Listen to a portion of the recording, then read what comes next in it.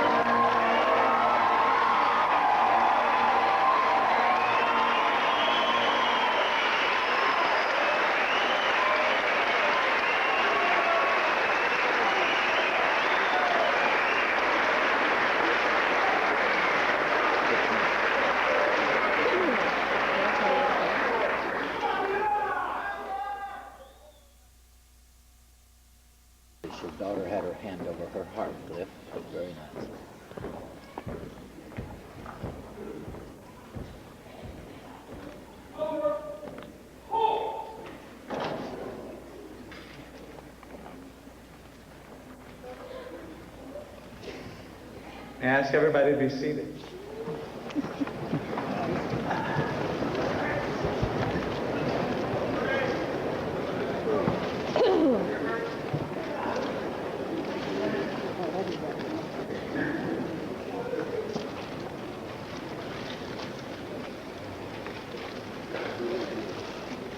I am Frank Joseph Freeman IV, the senior class president.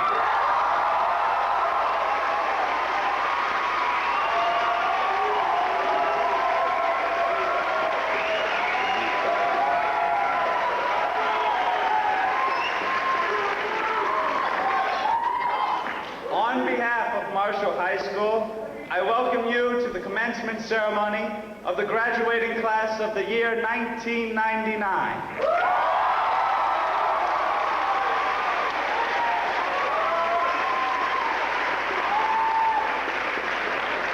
We are proud to have all parents, family, friends, and visitors to share in this moment in the lives of these students, which is very precious. You know as well as I that this is a great and joyous time. It's a beginning, and it's an ending. It's the opening of a chapter, and it's also the closing. It's a reflection on what has been achieved and the possibilities for the future. I would like to extend this welcome and gratitude by recognizing the dignitaries that sit behind me. Please stand and be recognized as I call your name.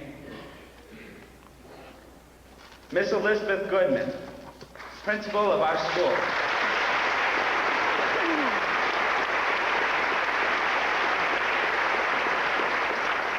Mr. Jim Vance, news anchor for Channel 4.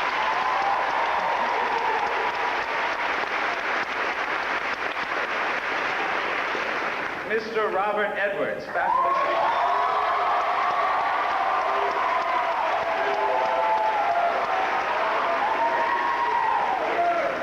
Mr. Grant Hill, our senior class vice president.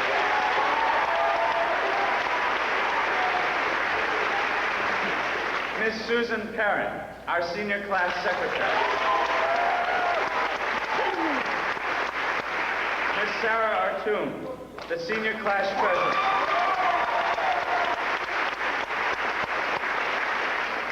Miss Jennifer Seville, our graduation chairman.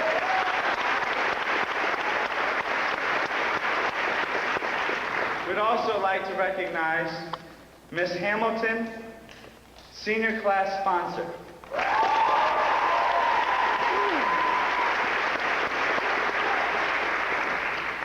Mr. Joe Swarm, our other senior class sponsor.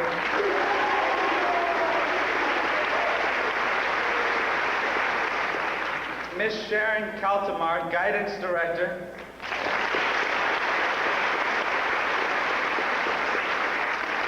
Dr. Loretta Webb, Area 3 Superintendent.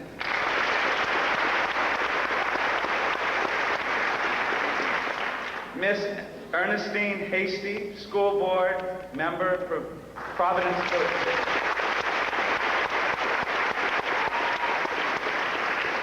And Delegate James Martin Scott, representative of the 53rd House District.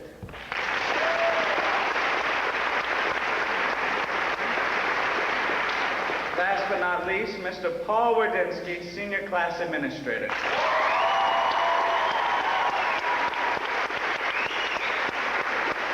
Without these people, this graduation would not be able to have happened. On behalf of the class of 1999, we thank you for your presence here today.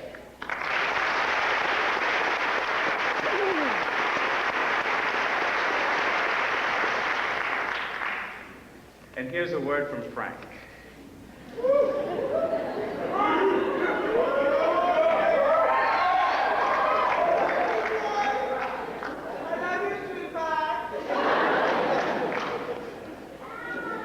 Well, my friends, we're finally here. In the words of the great Julius Caesar, Veni, Vidi, Vici.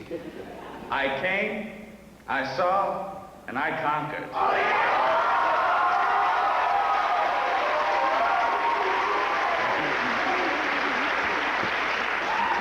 But putting aside our eagerness to move on, I want you to realize the value of these last short moments together.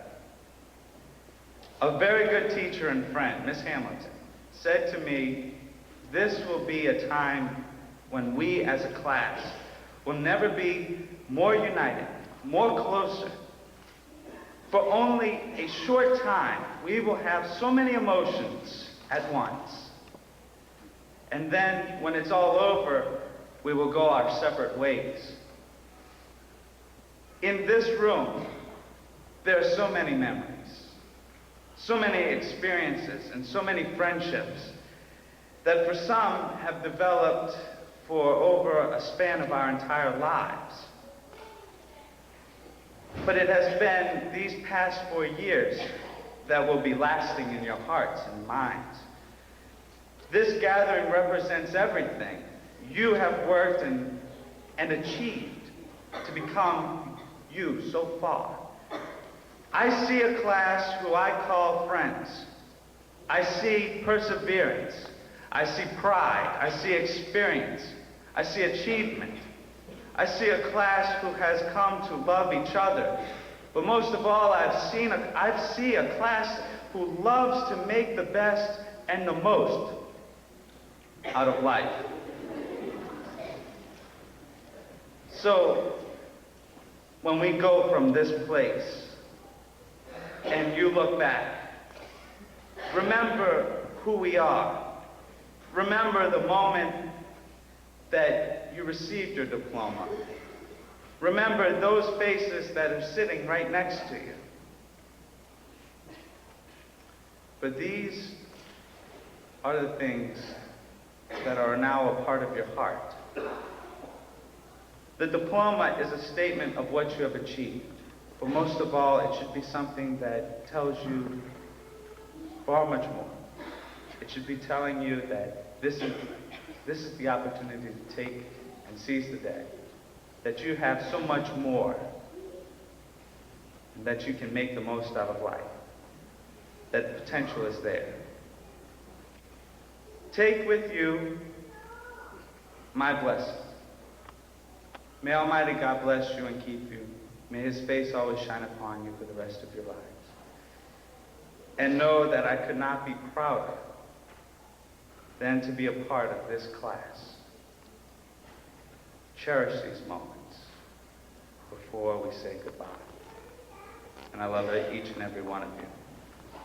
And I'm so thankful to be here together with you, because we deserve it. And we're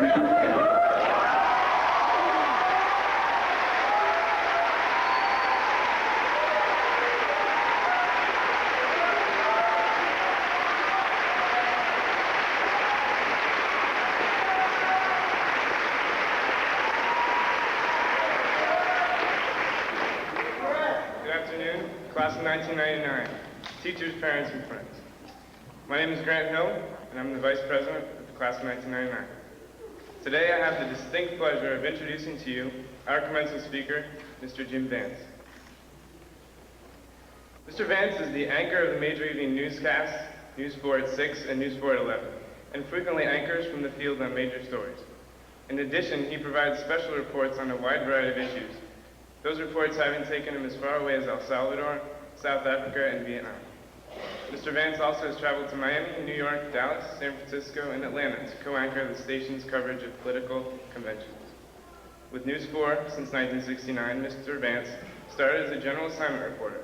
He moved to the anchor desk in 1972, and in 1975 he added the responsibility of writing and delivering weekly commentaries. Mr. Vance began his career in Philadelphia as a reporter for the Philadelphia Independent newspaper and part-time reporter for radio station WHAT AM, while also teaching in the public school system. In 1968, he accepted a position as a reporter for WKBS TV in Philadelphia. Mr. Vance has earned countless awards and honors throughout his career. These honors include having been inducted into the Journalists Hall of Fame, membership in the Silver Circle of the Washington chapter of the National Association of Television Arts and Sciences. In addition, he has received 15 Emmy Awards, holds the Ted Yates Award for Outstanding Community Service, and has been honored as a Washingtonian of the Year. A native of Ardmore, Pennsylvania, Mr. Vance holds a Bachelor's of Science degree in secondary education from Cheyenne University in Cheyenne, Pennsylvania. Ladies and gentlemen, please welcome Mr. Jim Vance.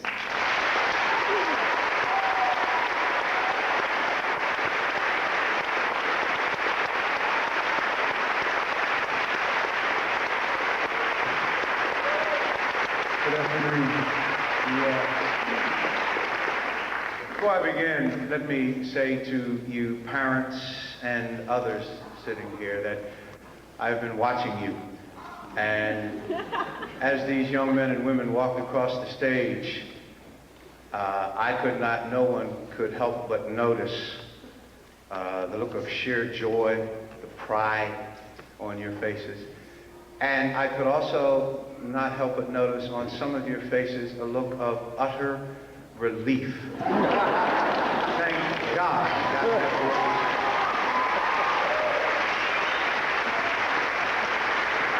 It's a wonderful thing. You got them this far, you figure I'm almost done, but then in the next thought you know you're never done. You thank God that you got this far. You hope that God will bless them, and you hope that he'll give you the strength to take them the rest of the way, which could be for the rest of your life and theirs too. I know that feeling. I've been there 4 times, and it is a privilege to be here and share this special moment with you. That's pretty much all that I have to say to all of you beyond the first 8 rows, because the rest of this is directed at you folks in these first 8 rows here. And the first thing that I want to share with you is the fact that I guess now you can say, finally, at last, finally, y'all are out of here. Is this right?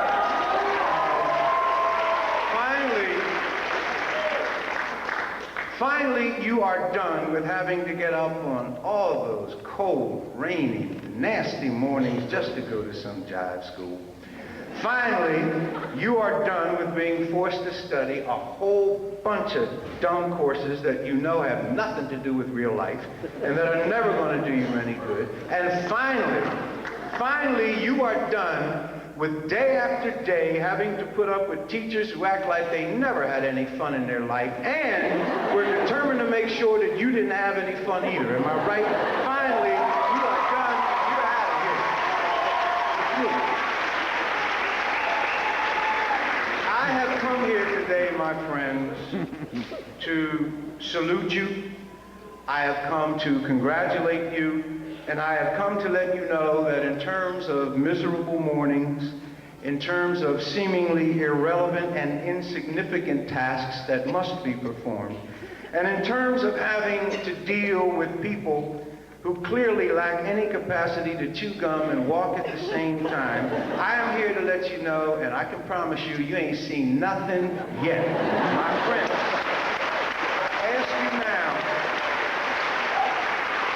I ask you now to chill out for a couple of minutes and give me your attention, because I want to share a few things with you that your parents already know and they have already told you a lot of times, and I'm going to tell you again. I promise you I am not going to bore you with a long speech. I don't even have a speech. What I have here are a few facts of real life that are kind of like, I think, currency, in that you can take them to the bank, folks, because they work. They are not the kinds of things that will guarantee you millions of dollars or the cover of Time magazine's Man or Woman of the Year. I cannot tell you how to do that. What I can tell you are some things that do offer something of a buffer against the terrible storms and the disappointments and the lousy stuff that life throws at you. Not because you're a bad guy, not because you're a bad gal, but simply because that's the way life is. Sometimes it sucks.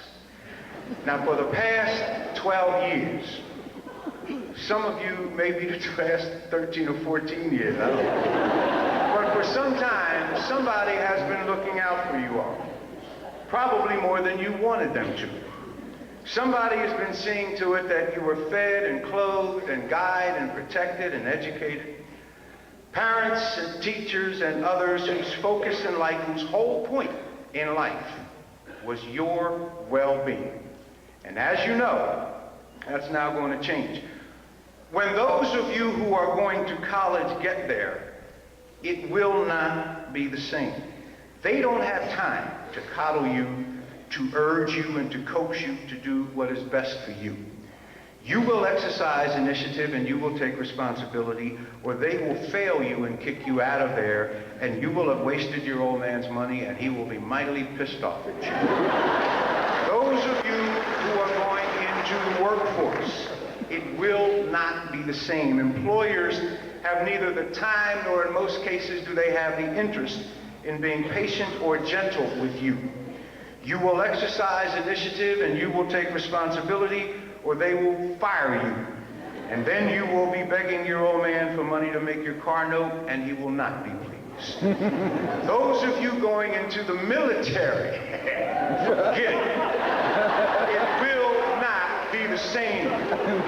You will stand and deliver early and often, or they will have your hind parts and there ain't nothing your old man can do about it. It is all going to change. Because it is supposed to change, folks. Because the things that you were entitled to as a child, you no longer are due because you are no longer a child. And here's the first thing I want to leave with you.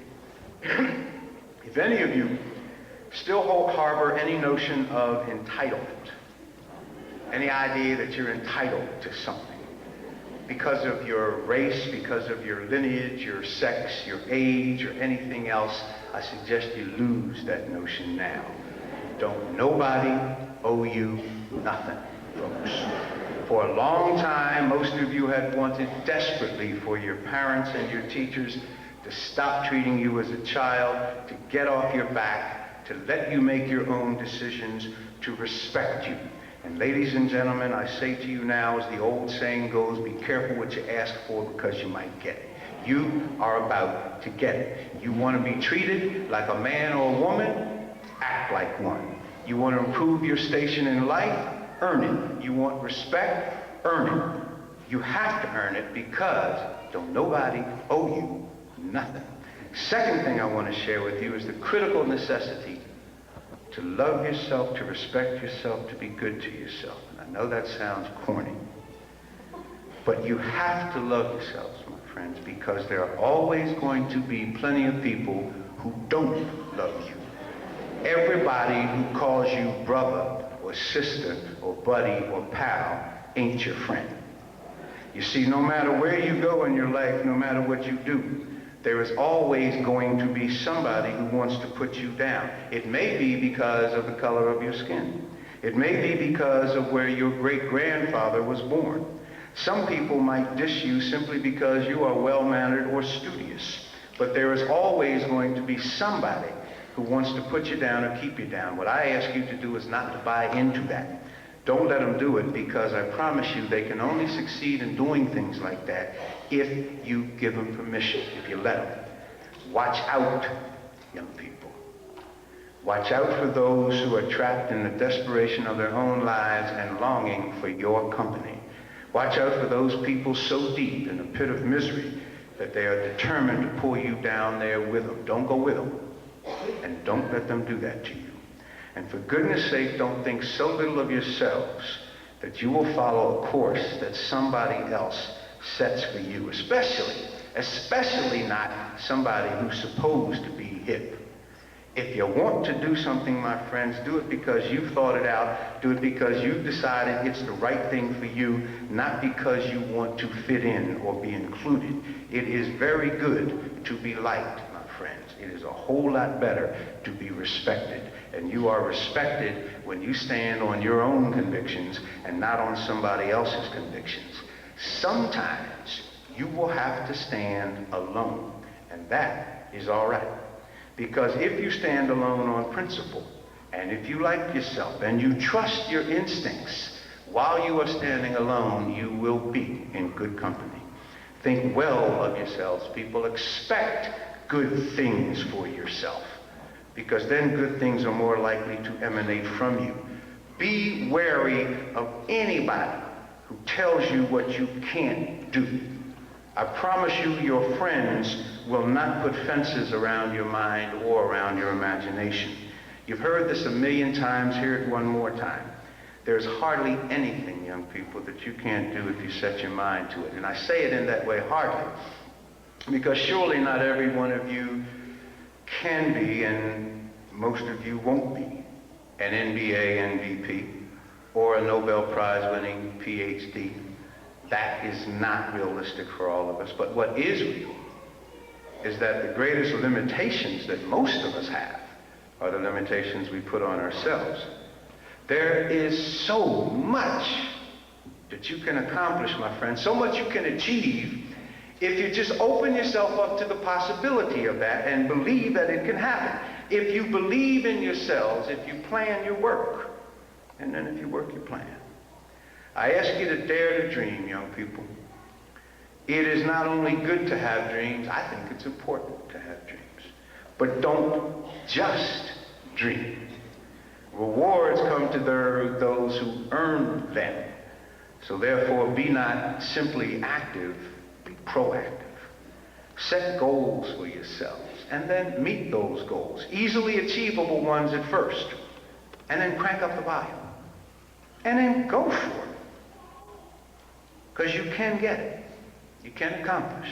And you can succeed. And there's no reason why you shouldn't. Who in the world is going to stop you from doing what you want to do?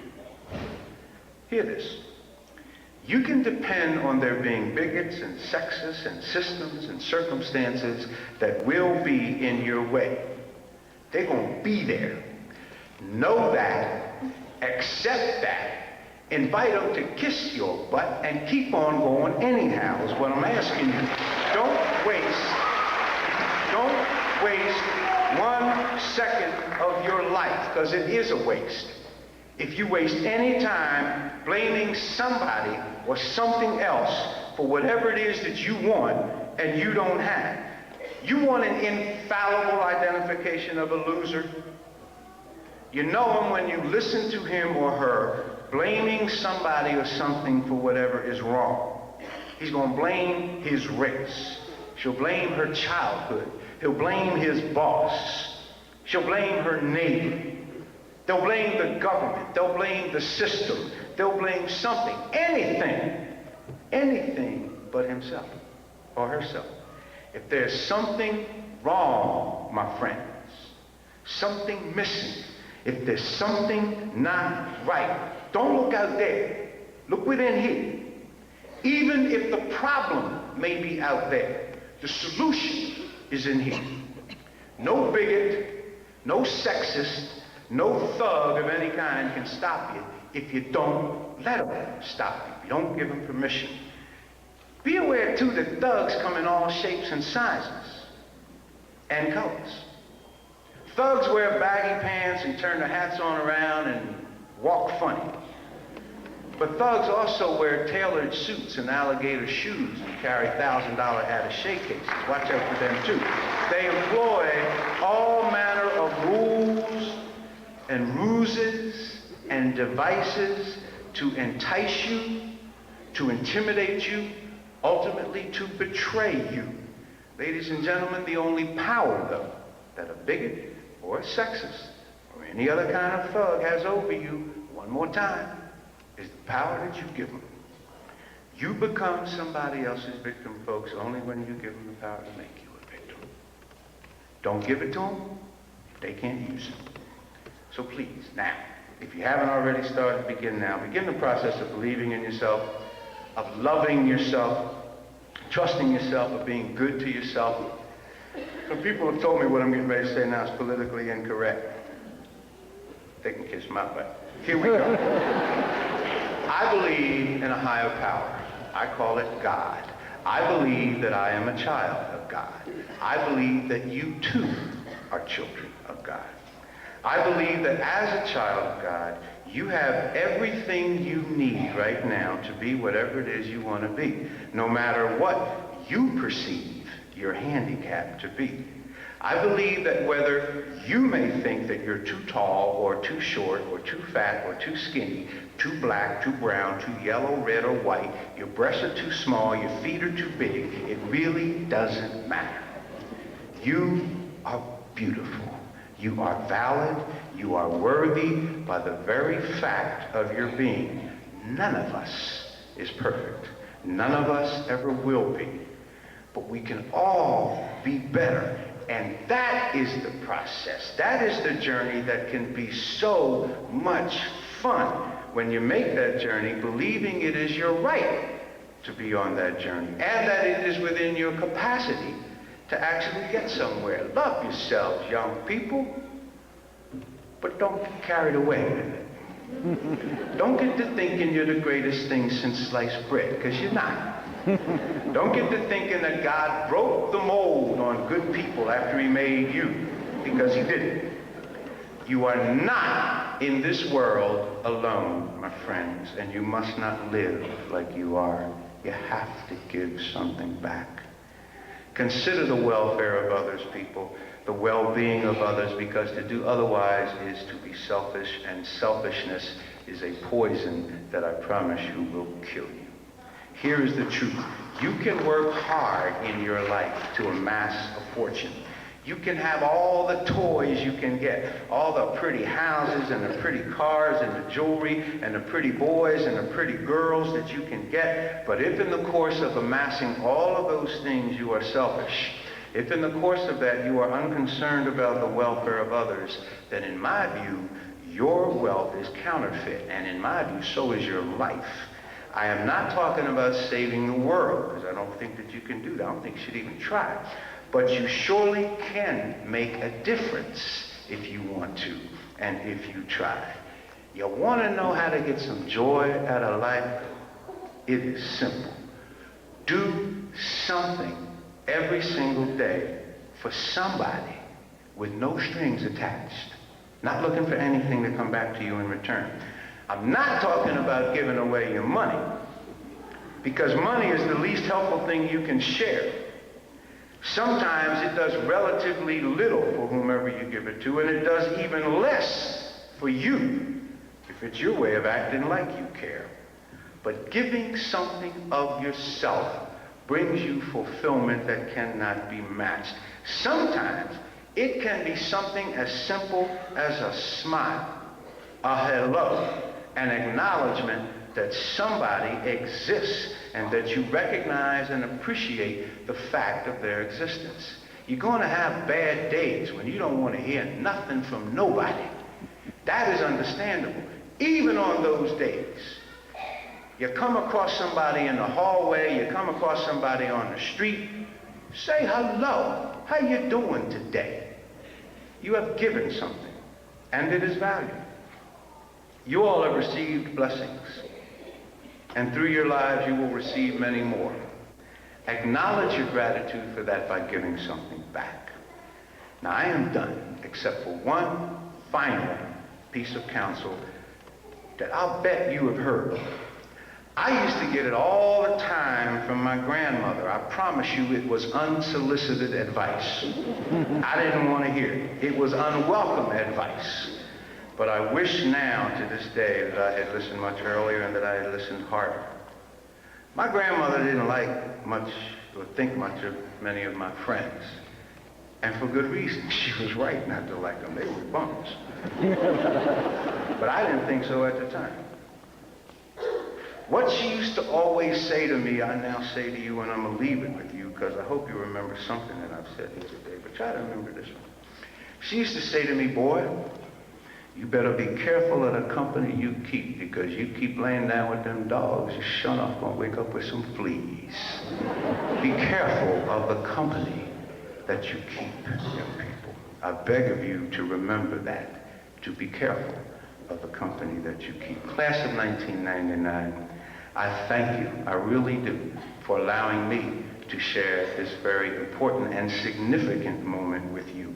I say to you one and all, congratulations on a job well done. You have performed well. You're sitting here. You're champions. And now I ask you to go on out of here and show us old folks how to do it right. Congratulations.